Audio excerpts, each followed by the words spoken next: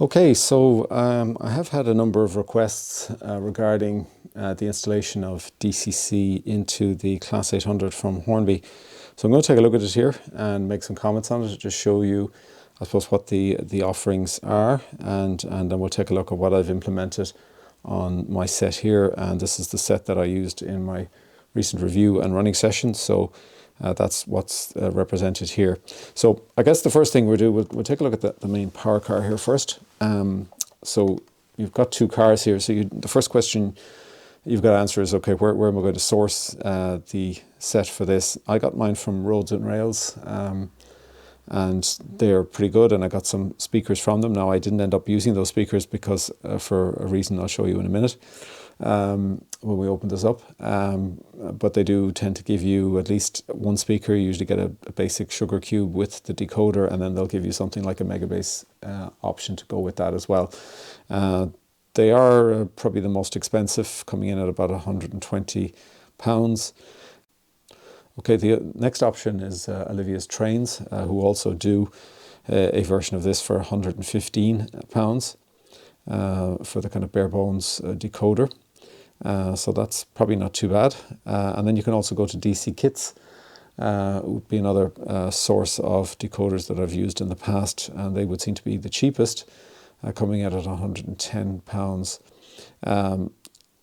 Now, obviously, that's for a single decoder. If you do want to put a decoder in the front and rear, then that's going to double the cost for you, more or less. And I think that is quite a lot. So I do have a separate video talking about the whole aspect of TTS support for the Hornby high-speed locomotives. So check that out. Okay, so let's take a look at the installation here. Now, I guess the main and the good news, we'll get to the good news first, and that's the fact that the sound or the DCC, if it's just DCC you're installing, is installed in the base here. So you don't have to go and do a removal of the cover or anything like that. You just take out these 3 screws, and they pop out quite easily. So that's a fairly painless process to take those out of the base. So I guess that's the good news. The bad news is the amount of room that you have. So here the 8-pin socket is up at the top here. So you've got to run the length of wires from the 8-pin socket down to the area where you can actually locate your decoder, which is this pocket which kind of runs from the bottom of those capacitors and that screw hole to the plastic at the end here. So it's really is a relatively small area if you want to accommodate any sort of large speaker. So a Megabass speaker, for example, you will not fit the Megabass speaker and the decoder in that sort of space. I've succeeded in putting one on top of the other here. I've got my speaker on top of the decoder, and I'm using a iPhone speaker which is pretty flat and fits into the space here. You could use a sugar cube, would fit here obviously as well. But this is really the limiting factor. You're not going to fit any sort of substantial speaker into this confined space that you have here. And I know this has been raised by others.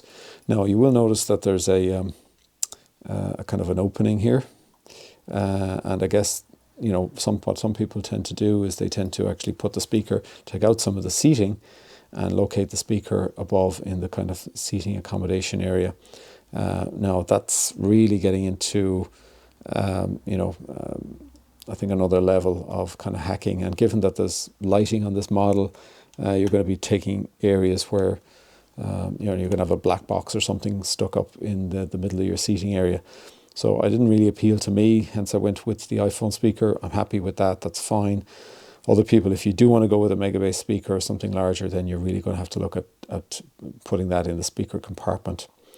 So this is it. It's reasonably straightforward, put it that way, but nevertheless you can kind of see the challenges here in terms of the available space that you have, and it is limiting. So if this PCB here was a bit smaller, pulled everything up a little bit further, you do have that screw hole there, so that's kind of a limiting factor in terms of space.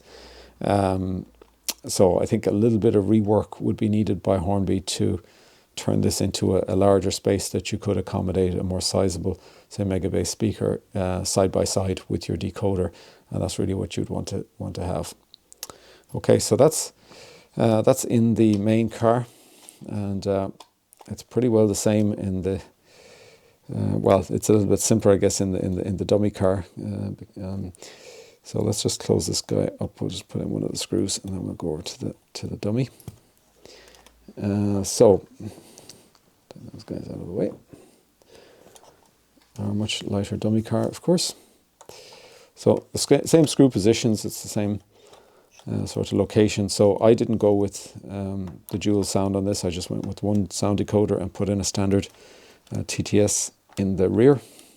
Screws quite tight there for some reason. Just really on a cost basis. And as I said, if Hornby did provide a TTS option, wouldn't it be great?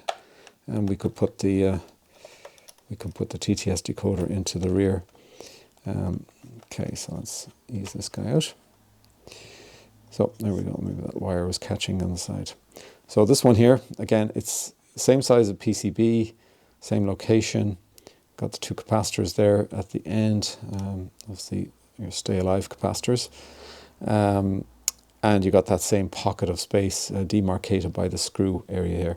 And this has just got a very simple decoder installed here just to control the lights. And that gives you an idea of the space that you have there.